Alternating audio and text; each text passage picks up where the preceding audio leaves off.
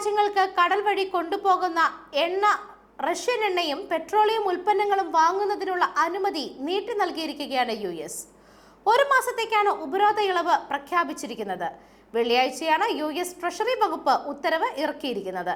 May 16 വരെ Russian എണ്ണ വാങ്ങാനാണ് പുതുക്കിയ അനുമതി. റഷ്യൻ എണ്ണ വാങ്ങുന്നതിനുള്ള ഇളവുകൾ നീട്ടാൻ പദ്ധതിയില്ലെന്ന് ട്രംപിന്റെ ട്രഷറി സെക്രട്ടറി സ്കോട്ട് ബെസറ്റ് പരസ്യമാക്കി 2 ദിവസങ്ങൾക്ക് ശേഷമാണ് നിലപാട് തിരുത്തി പ്രഖ്യാപനമുണ്ടായത്.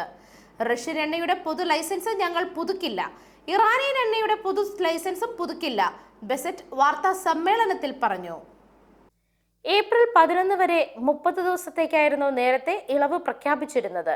ഇറാൻ, ക്യൂബ, ഉത്തര കൊറിയ എന്നിവയുമായിട്ടുള്ള ഇടപാടുകളെ ഇളവിൽ നിന്ന് ഒഴിവാക്കിയിരുന്നു. ഇളവ് പുതുക്കാനുള്ള തീരുമാനം അമേരിക്കയിൽ ട്രംപിനെതിരെ ശക്തമായ വിമർശനത്തിന് ഇടയാക്കിയിട്ടുണ്ട്. ഇത് ഇറാന്റെയും റഷ്യയുടെയും സമ്പദ്വ്യവസ്ഥയെ സഹായിക്കും എന്നാണ് അവരുടെ വാദം.